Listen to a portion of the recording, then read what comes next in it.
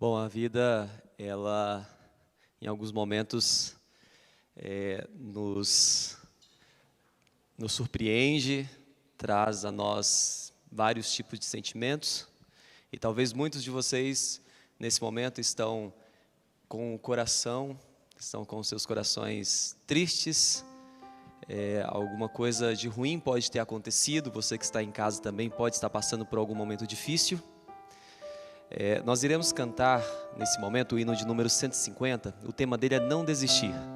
E esse é um convite que Deus faz para nós hoje, para que mesmo em meio às dificuldades, às lutas da nossa vida, que nós possamos permanecer firmes, não desistir, porque Deus, Ele vai cumprir suas promessas em nossas vidas. Vamos louvar o nome do Senhor? Queria te convidar a ficar de pé.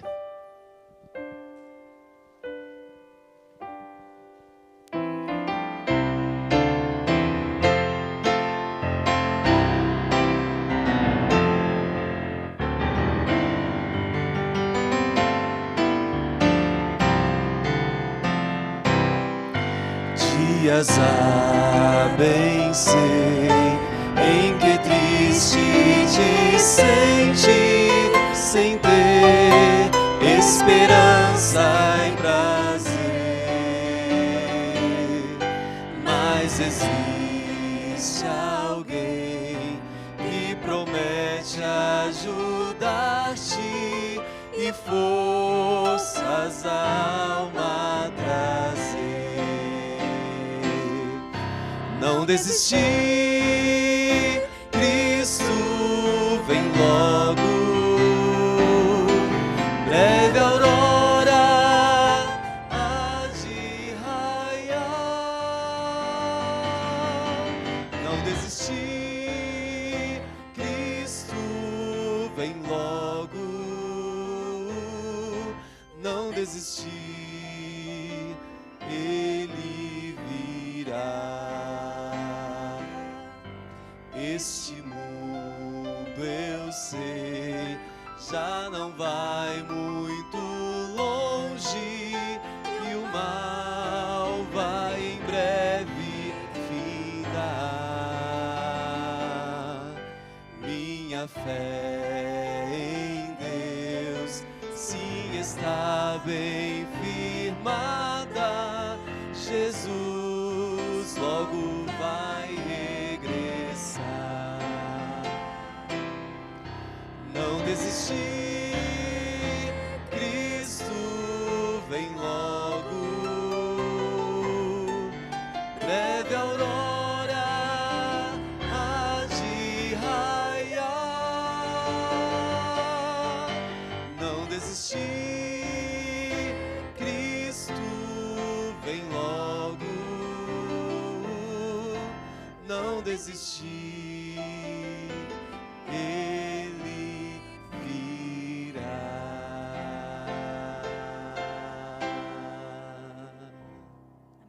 Amém.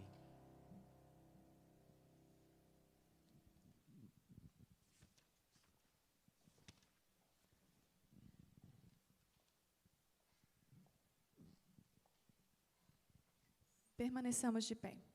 A esse respeito, Ellen White escreveu: entretanto, em Judá viviam alguns que mantiveram sua obediência a Jeová, recusando com firmeza serem levados à idolatria. Era para esses que Isaías, Miqueias e seus associados olhavam com esperança ao verem a ruína dos fiéis que foi assegurado. Mas Deus está conosco, o Senhor dos exércitos. A eles vocês devem santificar. É a Ele que devem temer. É dele que devem ter pavor. Ele será um santuário para vocês. Oremos. Senhor Deus, obrigada por ser o nosso Emanuel. Que nós nos lembremos disso todos os dias. E que o nosso corpo e a nossa vida seja dedicada em culto ao Senhor todos os dias. Obrigada por esses momentos, em nome de Jesus. Amém. Neste momento eu convido aos pais ou os responsáveis que busquem suas crianças nas suas respectivas salinhas, para que juntos adoremos a Deus aqui na nave da igreja. E agora, demonstrando a grandeza do nosso Deus, cantemos o hino de número 34, Quão Grande És Tu.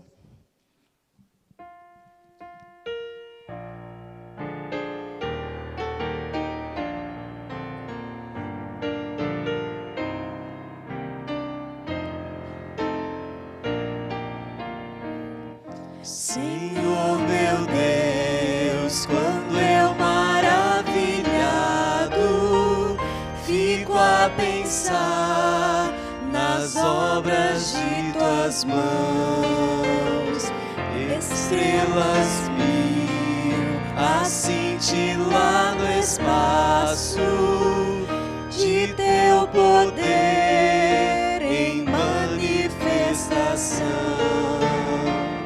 Então minha alma canta-te, Senhor, quão grande és tu, quão grande és tu. Então minha alma canta-te, Senhor, quão grande és tu, quão grande és tu. Se ao caminhar por campos e florestas, escuto as aves belas a cantar, se estendo o olhar do alto da montanha e a fonte além, eu ouço a murmurar. Então minha alma canta-te, Senhor, quão grande és tu, quão grande és tu. Então minha alma canta-te, Senhor, quão grande és tu, quão grande és tu. Se penso então que sem poupar seu filho o enviaste pra morrer por mim, levando à cruz os meus pecados todos, para eu viver eternamente assim. Então minha alma canta-te, Senhor, quão grande és tu, quão grande és tu. Então minha alma canta-te, Senhor, quão grande és tu, quão grande és tu. E ao vi Jesus em resplendor e glória, para levar-me ao lar dos filhos seus, prostrar-me-ei em gratidão infinda e exclamarei, quão grande és tu, meu Deus. Então minha alma canta-te, Senhor, quão grande és tu, quão grande és tu. Então minha alma canta-te, Senhor, quão grande és tu, quão grande és tu.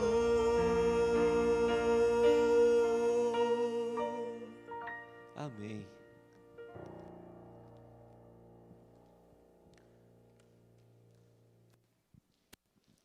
Bom dia, irmãos. Feliz sábado a todos. Eu convido a quem puder se colocar de joelho para a gente fazer a oração intercessória.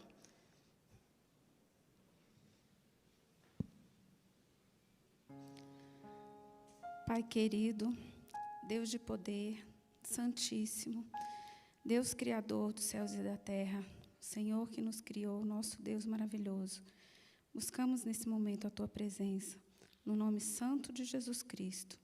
Senhor, eis aqui a Tua igreja, ajoelhada diante do Senhor. Reconhecemos que o Senhor é o nosso Deus, o único e verdadeiro Deus, que não há outro além de Ti. Pai querido, pedimos agora, por favor, Senhor, que o Teu Santo Espírito, os Teus santos anjos estejam aqui, Senhor, em nosso meio. Que o Senhor venha mover a essa igreja, Pai, nos encher com Teu amor, com o fruto do Teu Espírito. Senhor, que o Senhor venha derramar sobre nós o poder do Espírito Santo. Temos buscado, Senhor, porque sabemos que esses dias são dias maus e que vai piorar, Senhor, porque a Tua palavra nos mostra isso, mas ela também nos diz que o Senhor vai estar conosco até o último momento, até a Tua vinda. Pedimos que Teu Santo Espírito venha nos encher, que nós venhamos a cada dia buscar mais e mais comunhão contigo. Ajuda essa igreja, Senhor, a se fortalecer em Ti, somente em Ti. Deus, em nome de Jesus, nós estamos aqui nesse sábado para louvar, engrandecer e bendizer o Teu santo nome, no Teu santo dia, Senhor. Eu peço, por favor, que o Senhor tome o pregador em Tuas mãos, que o Senhor venha falar conosco, Pai, aquilo que o Senhor tem para cada coração aqui nessa manhã. Que o Senhor venha agir na vida de cada um, que o Senhor venha visitar aqueles que estão enfermos, curando, Pai, de acordo com a Tua vontade. Que o Senhor possa estar agindo, fortalecendo aqueles que estão se sentindo fracos, levantando o que está caído, Senhor, por favor. Age nessa manhã em nosso meio e que nós possamos verdadeiramente Te adorar em espírito e em verdade, Senhor. Que esse culto seja para a honra, louvor e glória do Teu santo nome. Tudo isso Te pedimos no nome santo de Jesus e Te agradecemos. Amém.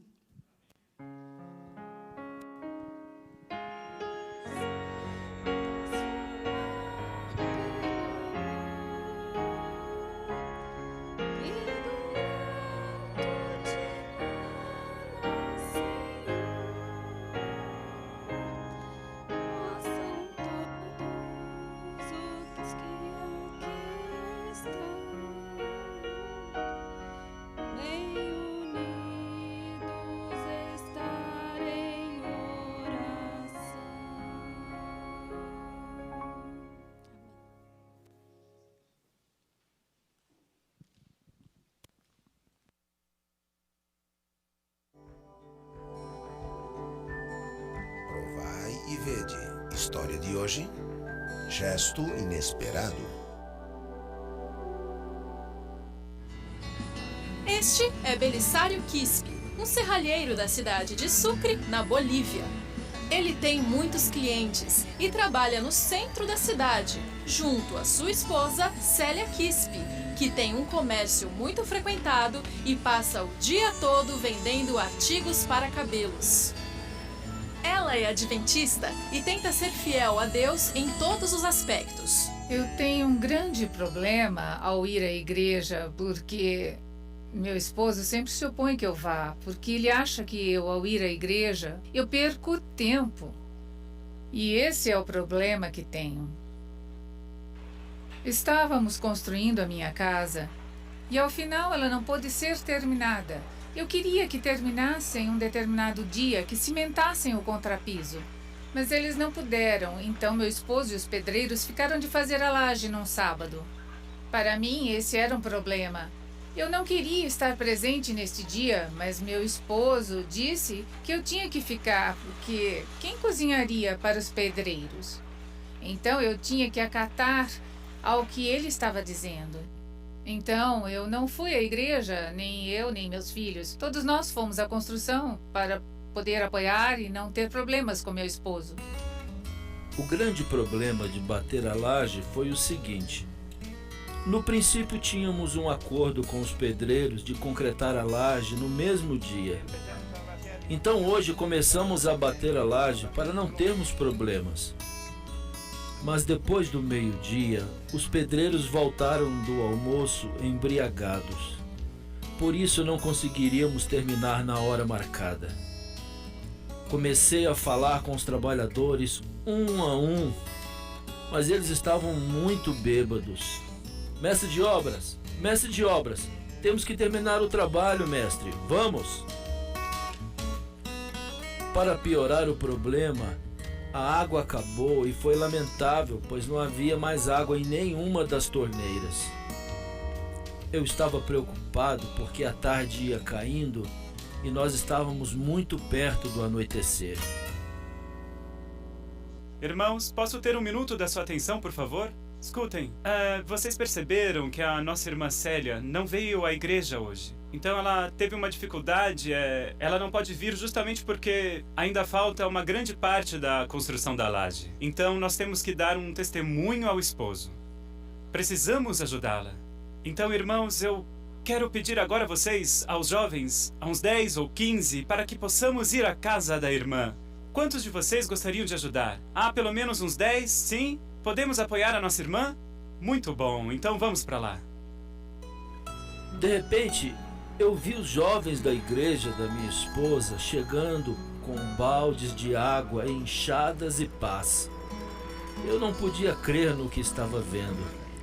Se não fossem aquelas pessoas bondosas, nós não conseguiríamos completar o trabalho. Eu agradeci a cada um deles e lhes disse: a partir de hoje, vocês são minha família. Quero pedir e implorar, sobretudo pedir a Deus e a todos os que estão vendo este vídeo, que orem por mim e pela minha família. E agora eu os convido para este momento especial de adoração através dos dízimos e das ofertas. Que Deus os abençoe. Feliz sábado a todos. Eu não poderia deixar de estar aqui para poder lembrá-los. As nossas ofertas serão para a construção do nosso templo. Portanto, aqueles que se dispuseram no seu coração a contribuir, que o façam. E os dízimos são para a obra do Senhor. Então, todos agora terão a oportunidade de louvar a Deus através dos seus dízimos e ofertas.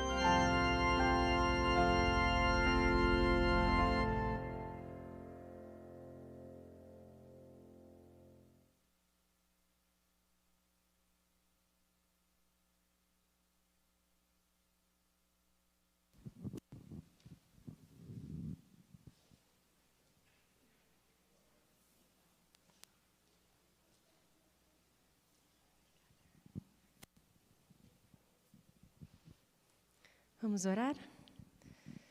Querido Pai que estás nos céus, que privilégio hoje poder te louvar, poder estar aqui numa igreja tão bonita, onde nem todos nesse mundo têm o grande privilégio. Senhor, tem muitos também que não têm o privilégio de poder te adorar e guardar o sábado. Fique com eles, meu Pai. O pedido sagrado por essas ofertas, os dízimos e os pactos que foram dados hoje. Nós sabemos que ainda tem muitos lugares nesse mundo onde o Evangelho não é pregado. Que esse dinheiro, que é tão pouco, mas que a gente sabe que O que espalha mesmo o Evangelho é o seu Espírito Santo e o seu poder. Mas que esse dinheiro possa ser abençoado e que possa ir para terras longe e distantes e também para as obras desse país, dessa igreja. É o que nós te pedimos. Em nome de Jesus. Amém.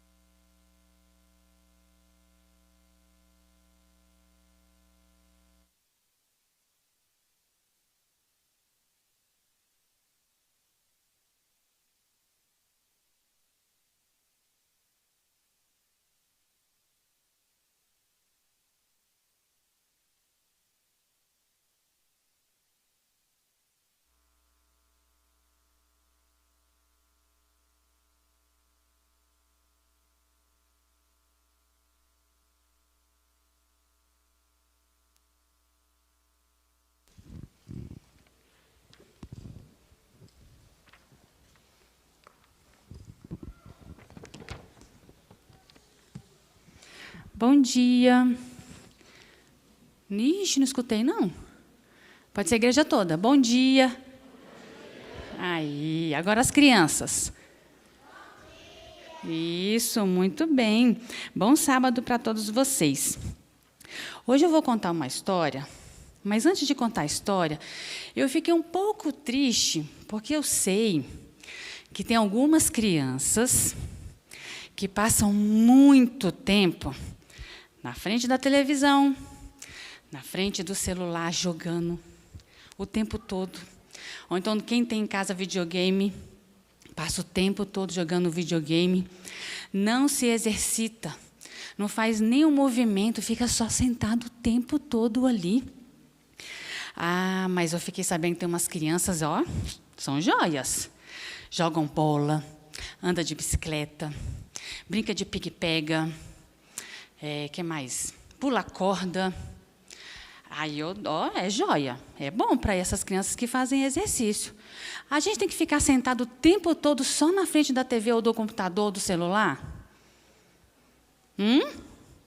Não. Vocês têm que brincar, vocês têm que se exercitar. E falando sobre isso, de se exercitar, de ser saudável, de ser forte, eu lembrei de alguém da nossa Bíblia que é muito forte. Quem é que sabe? Sansão. Sansão era um homem muito forte. Eu vou contar um pouquinho da história dele. Eu acho que o meu Sansão não está aqui, né? Pode ser. Então, vem aqui, Sansão. Que realmente o meu Sansão não passou muito bem à noite, então ele não pôde vir, que é o meu esposo. Que ele tem cabelo grande, né? Então, realmente, ia ser o meu Sansão.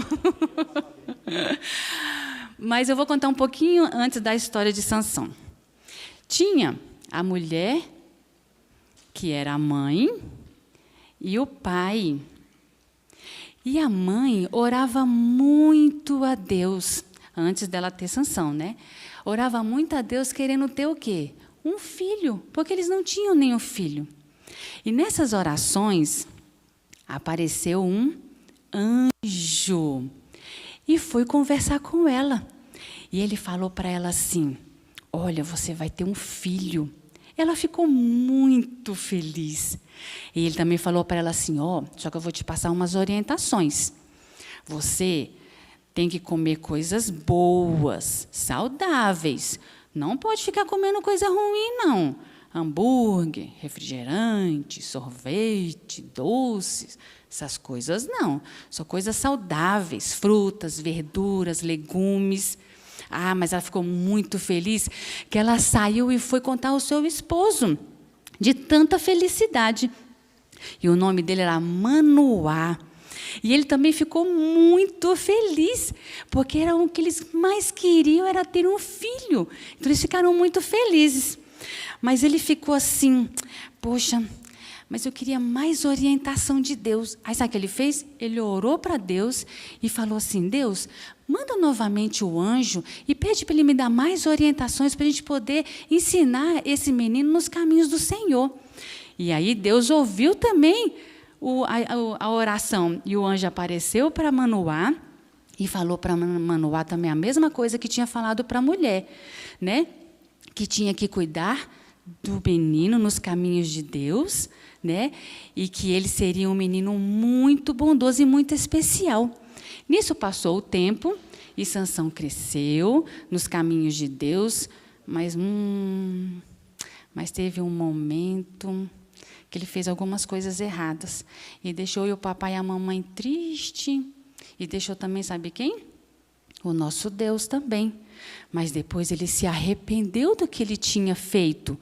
E aí ele pediu perdão a Deus. Será que Deus perdoou?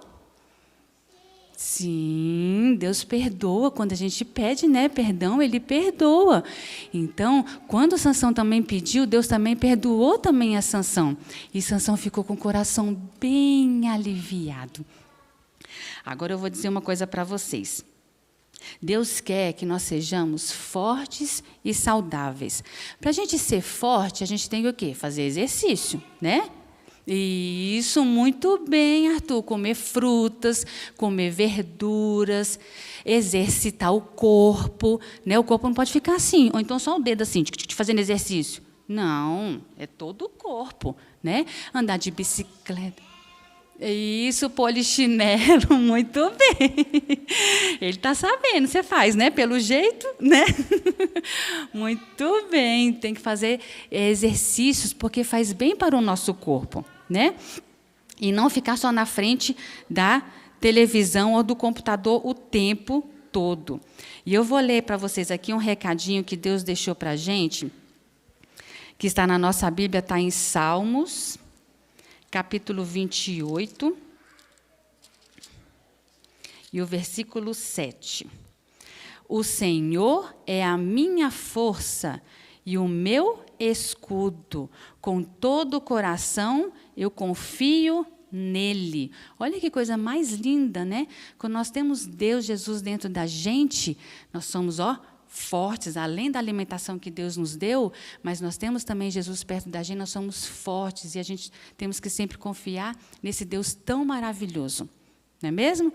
Agora eu quero que as crianças que ficam muito tempo na frente de computador, ou jogando, ou na frente da televisão, eu quero que agora vocês comecem a fazer exercícios, tá bom? Que faz bem para vocês, ok? Vamos orar? Querido Deus, muito obrigado por este sábado. Esteja sempre conosco. Obrigado também pelo seu grande amor por cada um de nós. Que nós possamos ser pessoas saudáveis para o seu louvor. Obrigado por tudo. É o que eu te peço e te agradeço. Em nome de Jesus. Amém.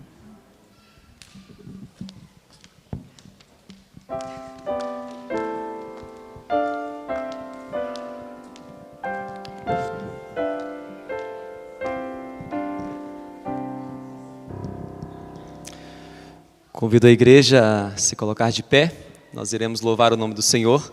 O hino é o número 18, Santo, Santo, Santo.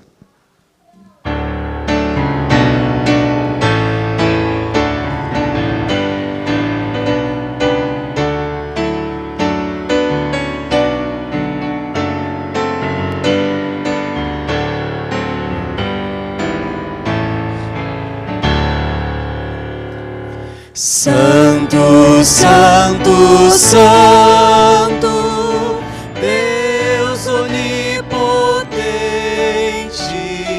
cedo de manhã cantaremos teu louvor.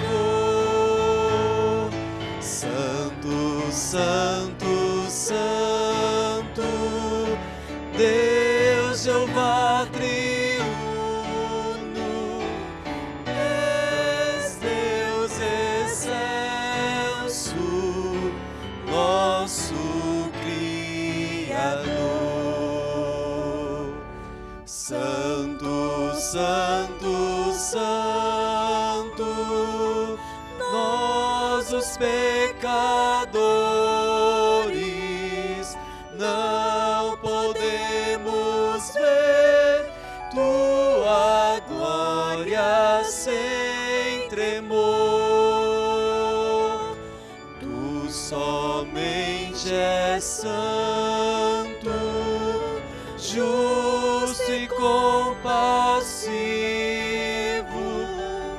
puro e perfeito, nosso Redentor. Santo, Santo, Santo, Deus Jeová potente, tua criação manifesta o teu amor. Antes de criares todo o céu e a terra, eras e sempre hás de ser, Senhor. Podei vos assentar.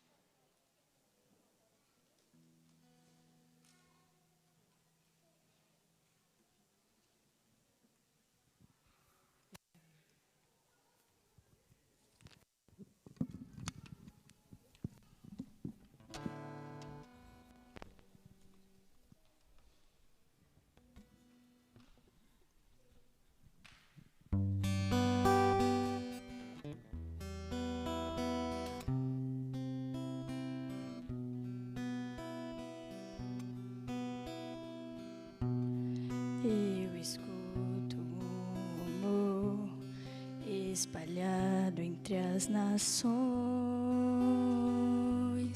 Quem ouvirá um chamado para mudar? O tempo é de despertar. Quem responderá? Uma voz clamou um dia e preparou o caminho para ele andar.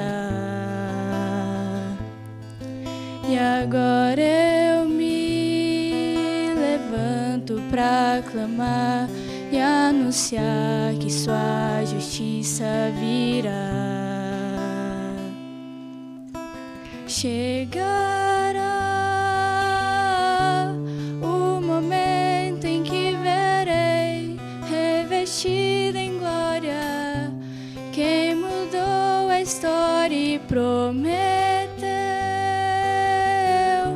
que tudo novo se fará. Ele é vida eterna, o princípio e o fim.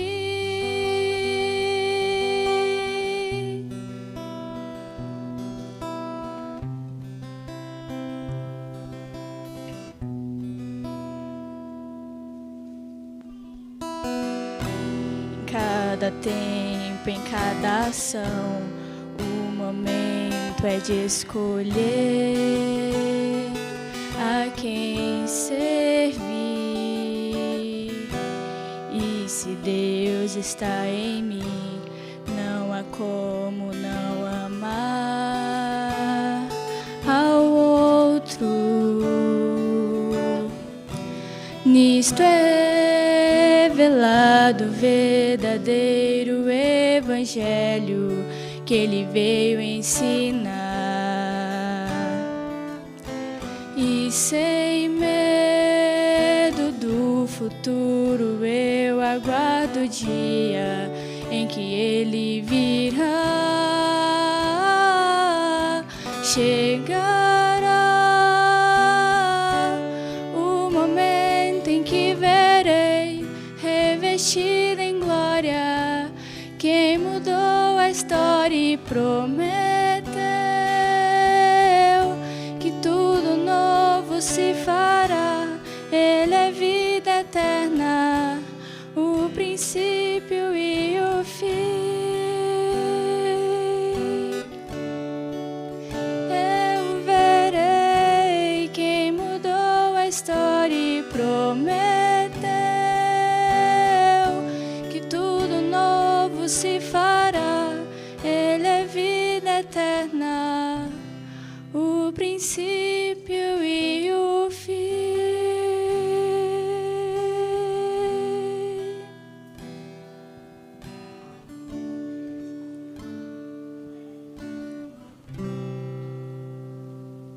Amém.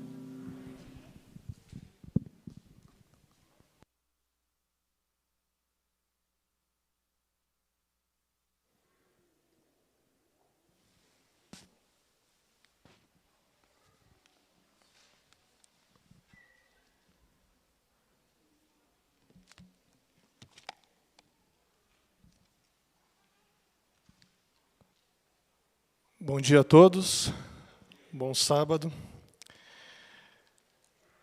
Louvado seja o nome de Deus porque estamos aqui. E para aqueles que estão assistindo também pela internet, nós estamos vivendo, ninguém precisa relembrar, nós estamos vivendo momentos extremamente difíceis no mundo inteiro. Basta você abrir os olhos e você vê isso. Então, eu ouvi alguém orando que cada vez vai ficar mais difícil, parece que saiu isso numa oração. Essa é uma realidade profética, mas ela é uma realidade que faz nos pensar como nós reagimos a isso. Porque não basta você saber que uma coisa vai acontecer, se você não souber como reagir a isso. Vai ser apenas uma informação que você vai ter. Porém, o que determina as coisas é como você vai reagir ao que acontece. E a Bíblia, e especificamente quando nós falamos de profecias, a profecia bíblica, ela está mais preocupada em ajudá-lo a reagir adequadamente do que a te dar só informações. Porque se você só tiver informações sobre uma coisa e não souber como reagir a isso, não vai adiantar nada aquela informação que você tem. Você vai ser alguém informado, mas não vai necessariamente saber como agir. Eu agradeço o convite da igreja para poder compartilhar um tema que para mim é é bastante motivador, que é sobre profecia, e principalmente sobre a importância do estudo de profecias, principalmente no contexto em que nós vivemos agora. Sempre foi importante, mas agora, mais do que nunca, é essencial, é imprescindível entender o que Deus quer que nós entendamos para o nosso tempo. Por isso que eu compreendo revelação profética como uma revelação para a minha vida hoje. Não é uma coisa lá para não sei quem, para aquele contexto. Profecia não é uma questão de contexto histórico apenas, ou sociocultural. Não é. Esses elementos estão presentes para nos fazer entender o que acontece, mas eles não são a ênfase de profecia bíblica. Bom, eu sou meio direto, então vamos diretamente à palavra de Deus.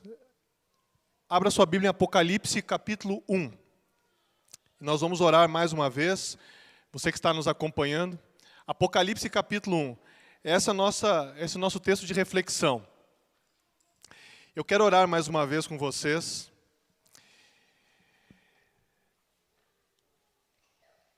Senhor, muito obrigado, porque sua palavra é aberta agora, não para que nós nos engrandeçamos, venhamos a nos engrandecer, mas porque o Senhor fala a nossa vida, o Senhor deve falar a nossa vida, que possamos escutar e reconhecer a palavra profética como válida para o nosso tempo de hoje, e válida para mudar a nossa vida, transformar a nossa realidade.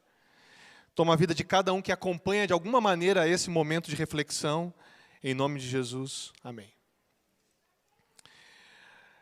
Bom, eu gosto de estudar, apenas para explicar, eu gosto muito de estudar profecias, mas eu nem sempre gostei tanto assim. E aí uma vez me perguntaram, por que você gosta de estudar? E veja, eu não sou teólogo, né, eu estou terminando de fazer uma pós-graduação em estudos teológicos, mas eu sou jornalista, e fiz alguns outros estudos na área de comunicação, mas eu gosto de estudar profecias bíblicas por uma razão bem clara. Elas me fazem entender em que contexto eu estou vivendo e me fazem entender para onde eu vou. Isso me dá segurança espiritual. Por isso que eu estudo. É por essa razão. Não estudo isso porque eu quero ter apenas informações. Eu quero entender profecias bíblicas para me sentir mais seguro com Deus, espiritualmente. Porque Deus deixou essa revelação para mim. Então, nada mais lógico do que eu entendê-la. Ainda que alguns elementos, num primeiro momento, pareçam indecifráveis.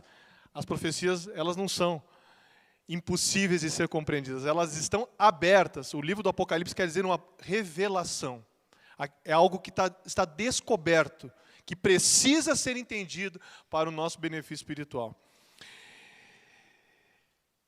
E quando a gente fala de profecias, a gente lembra de Daniel, e claro, lembra dos profetas maiores, Isaías, Jeremias, Ezequiel e tal, os profetas menores todos, de Oséias até Malaquias. Nós lembramos de profecias de Mateus 24, lembramos de profecias que estão em outras partes da Bíblia, no Pentateuco, em outras partes, até nos Salmos tem. Só que o que Daniel e Apocalipse significam para nós? O que a Bíblia significa em termos de profecia para nós?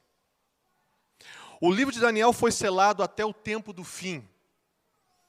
E Apocalipse anuncia a inauguração do cumprimento da visão de Daniel sobre o futuro. O livro do Apocalipse é um exemplo de um livro que nos inspira pelo menos nos faz pensar em 3 aspectos. O primeiro deles é um livro que inspira confiança. Você já deve ter lido 2 Crônicas, capítulo 20, verso 20. Se não, você lê. O que diz 2 Crônicas 20, verso 20? O contexto ali é de uma luta, de uma guerra.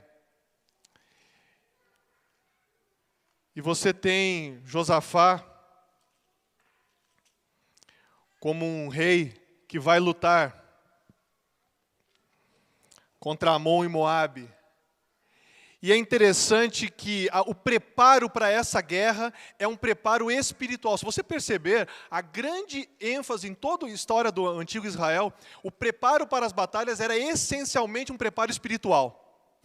Deus se revelava para o comandante e dizia, olha, faça dessa maneira, confie em mim, esteja comigo, e aí então você vai vencer. Porque muitas vezes o exército, propriamente dito, de Israel, era um exército pífio, que não faria frente aos inimigos, se fosse pelo ponto de vista humano.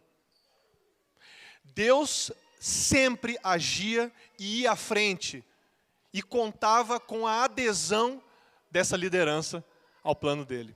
Então, segundo Crônicas, capítulo 20, verso 20, diz o seguinte: na manhã seguinte, levantaram cedo e foram para o deserto de Tecoa. Ao saírem, eles iam para o deserto para quê? Para a guerra. Ao saírem, Josafá se pôs em pé e disse, escutem, povo de Judá e moradores de Jerusalém. Creiam no Senhor seu Deus, e vocês estarão seguros. Creiam nos profetas do Senhor e vocês serão bem-sucedidos. Essa aqui é a Nova Almeida atualizada. Na Almeida Revista Atualizada pode ser um pouquinho diferente, em outras versões, mas a essência é essa. Você crê nos profetas para o quê? Mais conhecido talvez seja, crê em seus profetas e prosperareis. Tá? Essa é a Almeida mais tradicional, mas na Nova Almeida Atualizada, crede nos seus profetas e vocês serão bem-sucedidos. É interessante que você crer em profecias dá segurança espiritual. Você não vai tatear no escuro, você não vai andar sem visão. Você vai ter algo aberto diante de você. Profecias nos dão um norte, nos dão um direcionamento. Provérbios 29, 18. Provérbios 29, 18 também é um texto bem conhecido, onde é dito o seguinte: não havendo profecia, o povo se corrompe, mas o que guarda a lei, esse é feliz. Não havendo profecia, o povo se corrompe. Não havendo atenção à mensagem profética, não havendo compreensão e obediência à voz profética, há corrupção. Perde-se o norte, perde-se o caminho, perde-se o direcionamento espiritual. E segundo Pedro, segunda carta de Pedro, capítulo 1, versos 19 a 21. Segunda epístola de Pedro. Depois você lê com calma esses textos todos, porque eles não são os textos que nós vamos, não são os textos sobre os quais nós vamos nos fixar nessa manhã ainda. Segunda Pedro 1, 19 a 21. É interessante que Pedro fala o seguinte: assim temos ainda mais segura a palavra profética, e vocês fazem bem em dar atenção a ela. Como a uma luz que brilha em lugar escuro. Olha só, que analogia mais clara do que essa. Você está na escuridão e a palavra profética ilumina o caminho. Ela te mostra o que fazer, ela mostra onde você está situado, espiritualmente falando. Verso 20, primeiramente, porém, saibam que nenhuma profecia da Escritura provém de interpretação pessoal. Aqui é um alerta. Profecia bíblica não é algo que eu imagino que seja, é aquilo que Deus revelou. Eu vou falar um pouquinho sobre isso. Como é que Deus mostra como entender a profecia? Dentro da própria Bíblia. Não de acordo com a sua imaginação. Não de acordo com o que você acha, ou com o que você deduz, ou com o que alguém acordou de manhã e disse que era. Não. Deus tem maneiras de se fazer compreender na profecia. E essa chave de codificação está dentro da Bíblia. Não está fora em possíveis loucuras humanas, em possíveis imaginações e deduções que os seres humanos criam. Verso 21, porque nunca jamais qualquer profecia foi dada por vontade humana, entretanto, homens falaram da parte de Deus, movidos pelo Espírito Santo. Deus moveu profetas para dar a mensagem. E essa mensagem chegou até nós.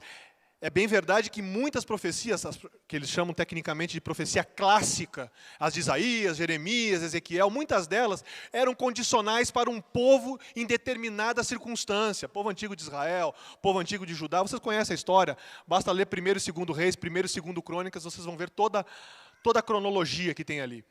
Está tudo ali. Mas o que é importante para nós é entender como essa mensagem, o que essa mensagem diz para mim hoje. Por isso nós vamos ler Apocalipse capítulo 1. Apocalipse capítulo 1, versos 1 a 3. Revelação de Jesus Cristo. Revelação de Jesus Cristo, a qual Deus lhe deu para mostrar aos seus servos as coisas que em breve devem acontecer. E que ele, enviando o seu anjo, deu a conhecer ao seu servo João, que atestou a palavra de Deus e o testemunho de Jesus Cristo quanto a tudo o que viu. Bem-aventurado aquele que lê, e bem-aventurados aqueles que ouvem as palavras da profecia, e guardam as coisas nela escritas, porque o tempo está próximo. Revelação de quem? Apocalipse é revelação de quem? De quem? Tá, então Apocalipse não é um livro em cujo protagonista não é Satanás. Satanás não é o protagonista do Apocalipse. As bestas, por mais que apareçam e tenham poder, não são protagonistas. Não são protagonistas. Entenda a diferença. Elas estão presentes, sim, são elementos presentes, mas não são os principais. A ênfase do livro não é no mal, é no bem. A ênfase do livro é em Jesus Cristo. É uma revelação de Jesus Cristo, ou seja, veio dele, e é uma revelação sobre ele. Dele e sobre ele. Essa é a essência de Apocalipse. Não, mas Apocalipse é um livro de terror. Não é um livro de terror. Tem morte ali? Tem. Tem desgraça? Tem. Tem pragas? Tem. Tem juízos? Tem. Tem advertências? Tem. Mas tem consolo. Tem esperança, tem inclusive um elemento, nós vamos ver agora nesse texto mesmo, tem uma evidência muito profunda da presença de Cristo com o autor e com as pessoas. Isso é Apocalipse. Isso é revelação profética. Não é um livro para ter medo. É um livro para ser estudado, amado, entendido e compartilhado. É justamente o contrário do que fazem crer. Não é um livro para ser escondido, é um livro para ser aberto e estudado e apreciado. É muito interessante porque quando você vai ler um pouquinho do que as pessoas falam sobre Apocalipse, eu acho algumas frases interessantíssimas. Tem um estudioso chamado Grant Osborne, que ele diz o seguinte: em suma, Apocalipse dá continuidade à ênfase de João retratando Jesus como Deus. E isso aparece claramente em todo o Apocalipse, especialmente no primeiro capítulo. Olha o que Henry Sweet fala, num comentário que ele tem do Apocalipse. O Cristo do Apocalipse é o Cristo dos Evangelhos, mas uma mudança passou por ele que está além das palavras. Ele ainda é como um filho do homem, mas as fraquezas e limitações de sua humanidade finalmente morreram. Ele está morto, mas agora está vivo para sempre. Ele foi morto como uma vítima, mas apenas os resultados esplêndidos do seu sacrifício permanecem. E vocês veem que em Apocalipse, então isso é Apocalipse, ele revela esse Jesus que está vivo, que tem atuação, que fala sobre o que vai acontecer, mas ele fala o que você precisa fazer para se posicionar ao lado dele. E como é que você deve viver. Esse é o Apocalipse. E é interessante porque já no começo do livro é dada a dica. Bem-aventurado você que lê e guarda. Essa expressão guardar não é simplesmente armazenar e esquecer. Não. Não é esse o sentido. Pode ser que na nossa língua, em língua portuguesa, isso fique um pouco empobrecido, esse sentido, mas no original, em grego, não é isso. O sentido é muito mais amplo aqui. É uma guarda habitual, uma observância, ou seja, uma aceitação. Você vai guardar as palavras da profecia, você vai viver essas palavras. Você vai colocar na sua vida essas palavras. E aí então elas vão fazer sentido para você. A revelação profética não é para ser admirada à distância. A Bíblia não é para ser contemplada como um tesouro que você coloca longe e diz, eu tenho. Não, a Bíblia é para ser vivenciada, é para ser estudada, é para ser colocada dentro da sua realidade de vida. É só assim que ela tem sentido, é só assim que ela faz essa transformação. Isso é muito importante.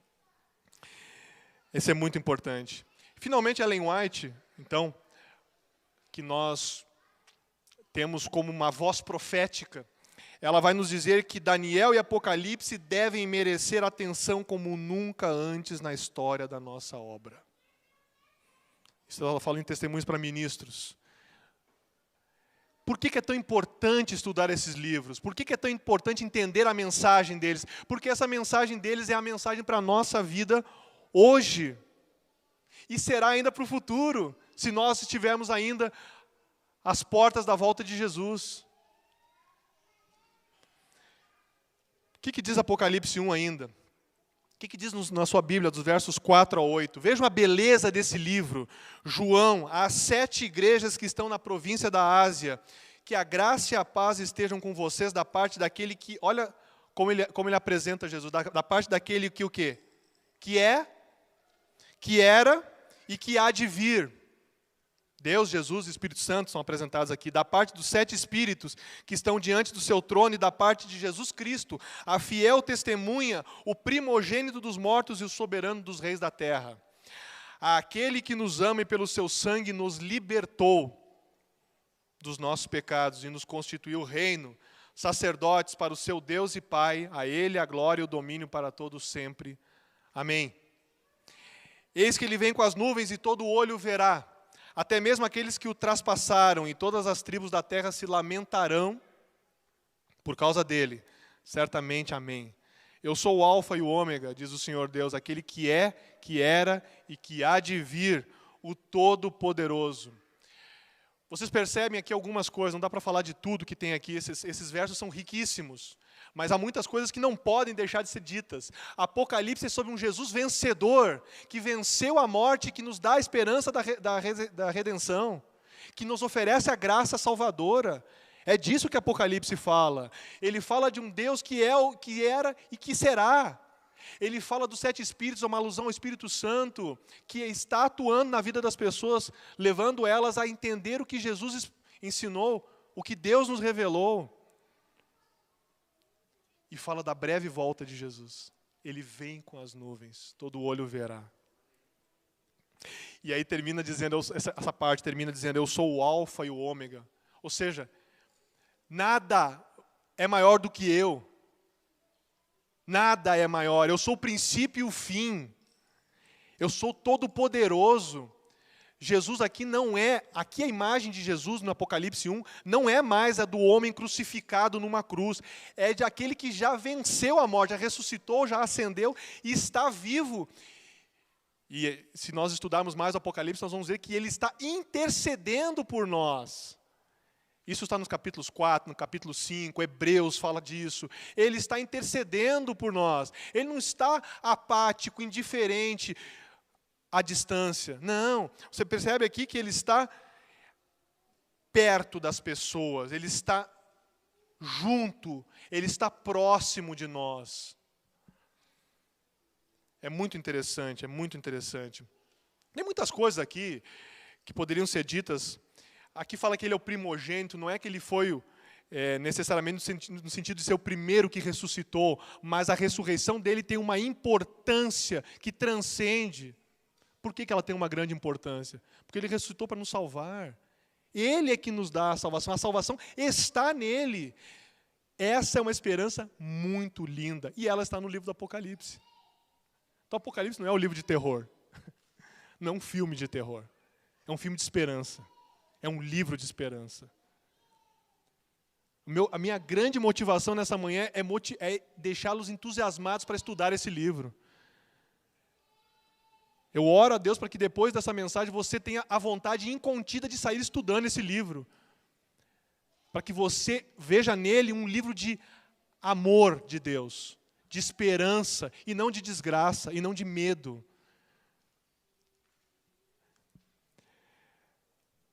E aí, a última parte do capítulo 1 vai dizer o seguinte: eu, João, irmão e companheiro de vocês na tribulação. Lembra que João estava preso, né? Exilado, na ilha de Patmos, ano mais ou menos 95 da primeira era, é onde João está. João foi desterrado para lá pelo Império Romano, e ele tem o mar Egeu perto dele, que é uma vista bonita, mas ele está preso. Ele está numa condição completamente desfavorável. Agora você imagina esse homem, já idoso, recebendo essa mensagem, e ele dizendo essas palavras que estão no verso 9, capítulo 1 de Apocalipse. Eu, João, irmão e companheiro de vocês na tribulação. Como ele consegue se colocar, né, nessa condição? E no reino e na perseverança em Jesus Cristo. Você sabe que no Apocalipse há muitas vezes a palavra perseverança, né? Por que será, né? Por que tem tantas vezes na Bíblia a palavra permanecer, continuar, perseverar? Por que será que tem tantas vezes essa palavra? Porque a caminhada cristã é contínua. Não é um dia que você escolhe servir a Deus e acabou. Você mantém-se com Deus o tempo inteiro. Essa ênfase na Bíblia de perseverança, de permanência, de continuidade, de buscar continuamente, é muito forte. Não é à toa que isso está ali. Tem uma razão, é uma mensagem para nós. E olha ali, continua. Em Jesus, estava na ilha chamada Patmos, por causa da palavra de Deus e do testemunho de Jesus. Achei-me no Espírito no dia do Senhor e ouvi atrás de mim uma voz forte como de trombeta, dizendo: escreva num livro o que você vê, e mande às 7 igrejas: Éfeso, Esmirna, Pérgamo, Tiatira, Sardes, Filadélfia e Laodiceia. Voltei-me para ver quem falava comigo, e ao me voltar, vi 7 candelabros de ouro. E no meio dos candelabros, olha, no meio dos candelabros, o quê? Semelhante ao quê? A um filho do homem. Onde é que você viu essa expressão, já filho do homem? Quem falou que era o filho do homem? Quem? Inclusive em Daniel 7 também apresentaram como filho do homem, né? Jesus. Agora vejam que isso aqui é maravilhoso. Preste atenção em cada detalhe. No meio dos candelabros, um semelhante ao filho do homem, com vestes talares, e cingido à altura do peito com um cinto de ouro. A cabeça e os cabelos dele eram brancos como a alva lã, como a neve. Os olhos eram como chama de fogo. Os seus pés eram semelhantes ao bronze polido, como que refinado numa fornalha. Na mão, a voz era como o som de muitas águas. Na mão direita ele tinha 7 estrelas e da sua boca saía uma afiada espada de 2 gumes. O seu rosto brilhava como o sol na sua força. O seu rosto brilhava como o sol na sua força. Esse é o Deus a quem nós adoramos. Esse é um Deus poderoso, esse é o Jesus a quem nós adoramos. Não é um Jesus revolucionário do primeiro século, como alguns pintam. Não é um Jesus meio socialista que andam apresentando e oferecendo por aí, em livros até teológicos. Não é esse Jesus. Esse aqui é o Jesus bíblico. É o Jesus vencedor. É o Jesus que tem o rosto brilhando como o sol na sua força. Sabe por quê? Porque ele veio para fazer muito mais do que alguns querem que ele faça. Como na época, o que se esperava do Messias no primeiro século da era cristã? Qual era a expectativa do Messias no primeiro século da era cristã? Alguém que libertasse o povo judeu da opressão romana. Era essa a grande expectativa. Foi isso que Jesus veio fazer? Simplesmente isso? Tá bom, eu vou depor o império e vou começar um império agora com os judeus. Não, não foi isso que Jesus estabeleceu. Ele disse: eu vim estabelecer um reino, mas vocês têm que entender quais são as diretrizes desse reino, para vocês saberem se vocês se encaixam ou não. Porque esse reino não é daqui. É um reino que transcende a vida aqui, meus amigos. E esse reino está sendo preparado para nós. Por isso que o rosto de Jesus brilha como o sol na sua força, porque ele não está preocupado apenas com aqui e o agora. Não é que ele está alheio ao que acontece aqui, não. Não está indiferente às necessidades humanas. Não está indiferente ao sofrimento humano, claro que não. Óbvio que não. Mas ele trabalha com uma perspectiva muito maior, muito mais ampla, que vai além do que nós enxergamos aqui. Esse é o Jesus a quem nós adoramos. Ele morreu na cruz, mas não ficou lá. Ele ressuscitou, ele ascendeu, ele foi entronizado. Apocalipse capítulo 4 e 5 diz que ele foi entronizado. Ele, ao ser entronizado, o Espírito Santo vem. E aí, João 16 diz, o que o Espírito Santo vai fazer na vida das pessoas que se deixam levar por ele? Convencer do pecado, da justiça e do juízo. Ou seja, falar para você que você precisa de um Salvador e que esse Salvador está acessível a você, porque ele está vivo e ele intercede por nós. É isso que está em Apocalipse capítulo 1. E aí continua, verso 17, ao vê-lo, aí o que João faz quando ele vê? Qual é a nossa atitude quando nós estamos diante de Deus? Ao vê-lo, caí aos seus pés como morto. Porém, ele pôs sobre mim a mão direita, dizendo, não tenha medo, eu sou o primeiro e o último. E aquele que vive, veja que aqui a ênfase é aquele que vive. Eu estou vivo. Estive morto, mas eis que estou vivo para todo sempre e tenho as chaves da morte e do inferno. O inferno aqui é a sepultura, a morte também. Não é um lugarzinho de estar pegando fogo permanentemente, onde abre uma portinha, está cheio de diabinhos lá, e você entra no calor de 190 graus e morre queimado lá dentro. Não é esse lugar imaginário e ilusório que criaram para aterrorizar as pessoas. Desde a época medieval, que ainda alguns acreditam até hoje. Não é. Jesus tem o poder sobre a morte, é isso que o texto diz originalmente. Ele tem poder sobre a morte, porque ele venceu a morte. E ao vencer a morte, ele nos dá a esperança de salvação. É isso que é maravilhoso. Continua o texto, verso 19. Escreva, pois, as coisas que você viu, as que são e as que hão de acontecer depois destas. Quanto ao ministério das 7 estrelas que você viu na minha mão direita, e quanto aos 7 candelabros de ouro, as 7 estrelas são os anjos das 7 igrejas, e os 7 candelabros são as 7 igrejas. E aí depois, os capítulos 2 e 3 vai falar um pouquinho de cada uma dessas 7 igrejas, o que elas representam na época e o que elas representam na história da igreja cristã também. E o Apocalipse vai seguindo, ele vai desdobrando tudo. Não é necessariamente numa ordem cronológica, mas ele vai apresentando o quê? Elementos que nos dão segurança de que Deus está no comando deste mundo e que Jesus está vivo e que ele intercede por nós e que ele morreu por nós e ele nos dá a salvação e nos oferece essa graça e essa graça está acessível. E aí algumas pessoas pensam assim, mas o que acontece? O que o Apocalipse vai trazer para nós? O que adianta eu compreender só que vai acontecer que poderes do mal estão se articulando para perseguir o povo de Deus nos últimos tempos? Não é só disso que o Apocalipse fala, ele fala do livramento que Deus vai fazer desse povo. E ele mostra que características esse povo tem, como ele vive, o que é que ele pretende ter, o que é que esse povo, para onde esse povo olha. É isso que fala no Apocalipse, detalhadamente. E o mais interessante, e isso é muito bonito, a maneira de você interpretar esse livro está dentro do Antigo Testamento. Há passagens inteiras do Apocalipse que já foram reproduzidas pelos profetas no Antigo Testamento. Existem passagens do Apocalipse que são praticamente iguais aos que você já leu em Êxodo, em Isaías, em Jeremias, em Ezequiel. Por isso que a chave de interpretação do livro está dentro do livro. Não está fora, na dedução imaginária. Ah, mas tem cenários proféticos que não aconteceram ainda.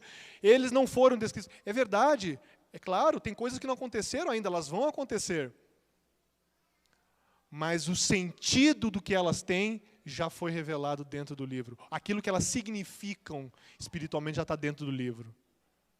Por isso que estudar o Apocalipse é ter esperança. É ter uma razão para continuar confiando em Deus. Para continuar acreditando que esse mesmo Deus que deu a revelação vai continuar nos conduzindo até o fim. Amém? Não adianta nós imaginarmos, amigos, que nós vamos... Não adianta imaginar, como alguns imaginam, existem duas possibilidades de imaginação humana. Uma possibilidade é de que tudo isso seja mentira, que nada vai acontecer e que tudo termina por aqui mesmo. É o que alguns pensam. E outros, por outro lado, até admitem que vão acontecer coisas, mas que, no final das contas, Deus vai dar um jeito em tudo isso e vai resolver a situação das pessoas independentemente do que elas fazem e do que elas querem. Vocês acreditam que Deus vai passar por cima da nossa livre decisão para fazer qualquer coisa? Que Ele vai nos levar para o céu se nós não quisermos ir? Eu vou levar de qualquer jeito, contra a vontade de vocês, não querendo, não desejando. Será possível que Deus vai passar por cima do livre poder de decisão? O Osborne fala o seguinte: o propósito do livro, ele está falando do Apocalipse, não é meramente esboçar a futura intervenção de Deus ou retratar simbolicamente o povo de Deus à luz daquela realidade divina, mas chamar os santos à responsabilidade com base nisso. Este é um livro profético que contém advertências, mas também consolo para a igreja. Quando fala igreja, está falando das pessoas. É um livro de consolo, mas é um livro de responsabilidade. Ele responsabiliza. Você e eu, ao lermos, ao estudarmos profecia, não vamos ficar indiferentes. Não é possível você estudar Daniel e Apocalipse e ficar indiferente e dizer, tudo bem, entendi o que aconteceu, ok, vão ter bestas aqui, besta do mar, besta da terra, vão se unir, depois vai ter a grande meretriz, vão distorcer a verdade, vão perseguir. Tá, tudo bem, entendi tudo isso, beleza, a vida que segue. Não. Não pode seguir a vida do mesmo jeito depois de entender isso. Não pode. Você vai sofrer uma transformação. Ou você vai ficar descrente completamente disso e vai abandonar de vez tudo, ou você vai se fortalecer. Não é possível você ficar numa situação neutra diante dessa revelação profética. Se você estudar de verdade, se você entrar dentro disso com a bênção de Deus. Se você ficar na superficialidade, não vai fazer diferença nenhuma. Qualquer coisa que você faça superficialmente não altera em nada o seu percurso de vida. Perfeito, né? Agora, se você entra de cabeça em alguma coisa, isso faz a diferença. Tem que fazer a diferença. Tem que mudar alguma coisa. Você não pode continuar com a mesma perspectiva. Não é possível, porque conversão não é pensar um pouquinho diferente. Conversão é mudar de rumo. Conversão não é pensar um pouquinho diferente. Eu tinha uma ideia um pouquinho... Não. Conversão é, eu estava indo para cá. Eu vou para lá. Isso é conversão. Você muda. Isso é transformação espiritual. Transformação espiritual não é um detalhe que acontece na vida. É a mudança do próprio ser. É a mudança de horizonte, de perspectiva, de pensamento, de paradigma, de forma de pensar, de cosmovisão. Isso é conversão. Não existe a possibilidade de você e eu estudarmos o Apocalipse e Daniel e continuarmos a ser as mesmas pessoas. Eu oro a Deus para que desse dia em diante, pelo menos, você se sinta motivado a estudar mais profecias. Estude. Mas eu não tenho paciência para ler, eu não consigo ler. O Espírito Santo está com você. Ele vai te dar motivação para ler. Ele vai te dar entendimento. Ele vai te ajudar, ele está contigo. Deus está perto de você, está acessível. Que Deus te abençoe, que Deus te fortaleça, que Deus te dê entendimento e que você não se sinta desmotivado por alguma coisa que você, de repente, já ouviu falar, não, mas eu já ouvi que é muito complicado, ou então eu já ouvi que isso não vai se cumprir nada.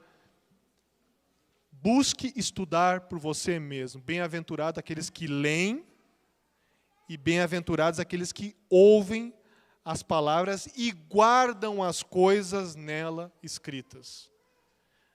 Não basta ter conhecimento, precisa vivenciar isso aqui, para isso se tornar uma experiência real e transformadora na sua vida. De verdade, eu estou falando daquilo que é a minha realidade, não estou falando de... Não tem um discurso pronto aqui. É a minha realidade, eu só consigo entender dessa maneira.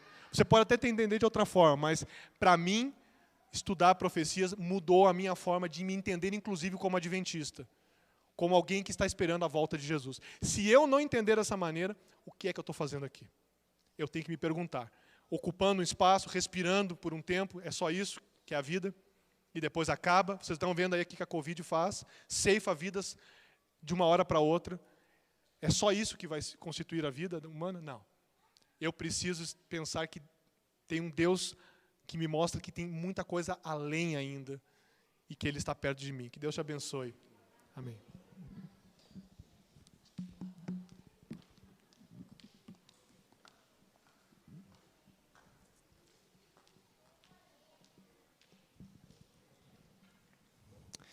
Uma mensagem poderosa. E nós desejamos também que essa mensagem alcance você que está aí na sua casa assistindo, acompanhando. No nome do José Coutinho, nós cumprimentamos a todos aqueles que desejaram um feliz sábado lá no nosso chat. E eu queria também aproveitar esse momento para dizer a Renata, né? Ela estava pedindo oração pelo Vinícius, nós estaremos orando pelo Vinícius, tá, Renata? O Luiz Arado, ele pediu oração pela dona Dora e a Lourdes. E estaremos orando também pela irmã Efigênia e pela sua família. Todos esses comentaram lá no chat pedindo oração. Estaremos orando também pela Miriam. Ela pede oração por toda a sua família também, seus filhos, o seu esposo, o seu sobrinho, a sua sobrinha Cláudia, o seu cunhado José. A Alvinete, ela pede oração pelo seu filho Arão. E a Sabina, nós continuaremos orando por você, tá? Por você e por toda a sua família. E juntos nós iremos agora louvar o nome do Senhor. Eu quero te convidar a ficar de pé. E é com essa postura que nós iremos também cantar nessa música agora, as palavras dizendo que Jesus, Ele irá retornar a esse mundo e Ele virá como vencedor. Vencendo vem Jesus é o título da música, o número 152.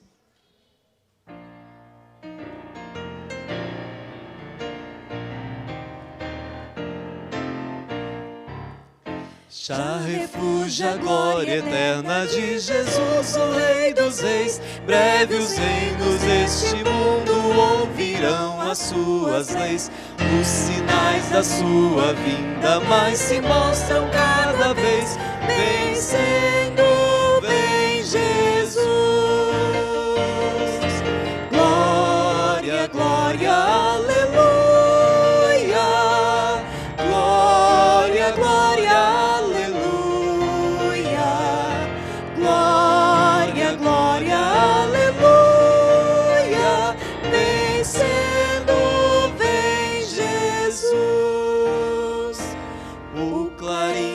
Chama os crentes, a batalha já soou. Cristo à frente do seu povo, multidões já conquistou. O inimigo em retirada, seu furor patenteou. Vencendo vem Jesus. Glória, glória, aleluia. Glória, glória, aleluia.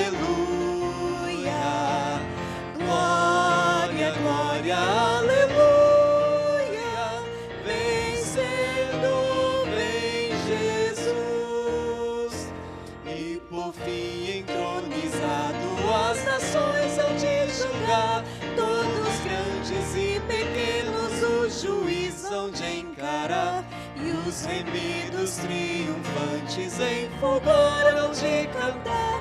Vencido tem Jesus. Glória, glória, aleluia.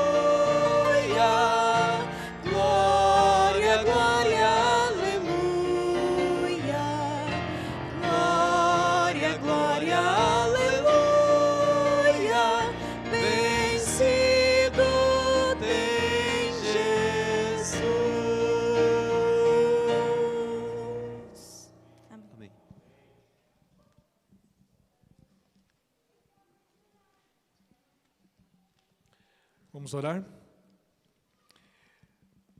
Muito obrigado, Senhor, porque o Senhor venceu a morte, tem vencido e nós também podemos ser vencedores.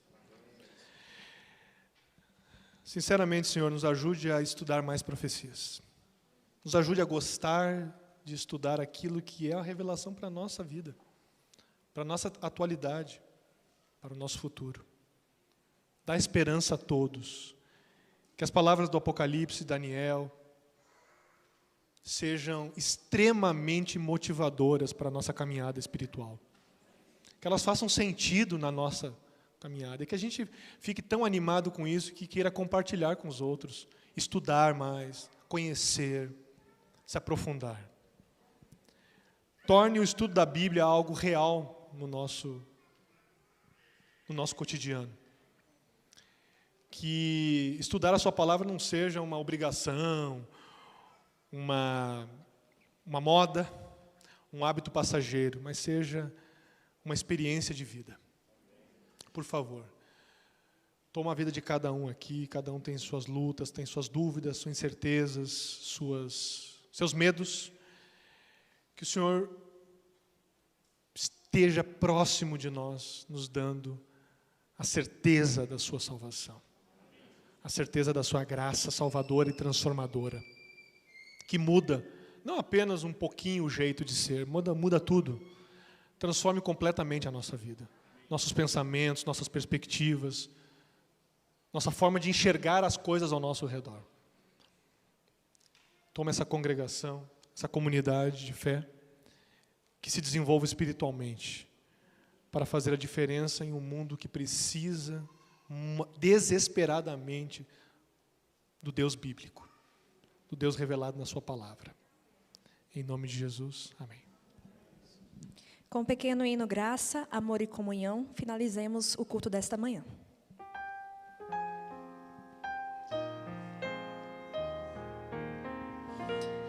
Que a graça de Jesus, o amor de Deus o Pai e a comunhão do Espírito habite em nós. Que a graça de Jesus,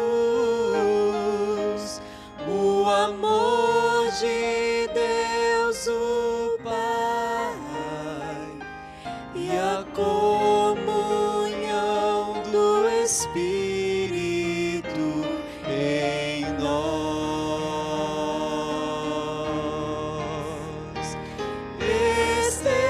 estejam para sempre, eternamente. Amém.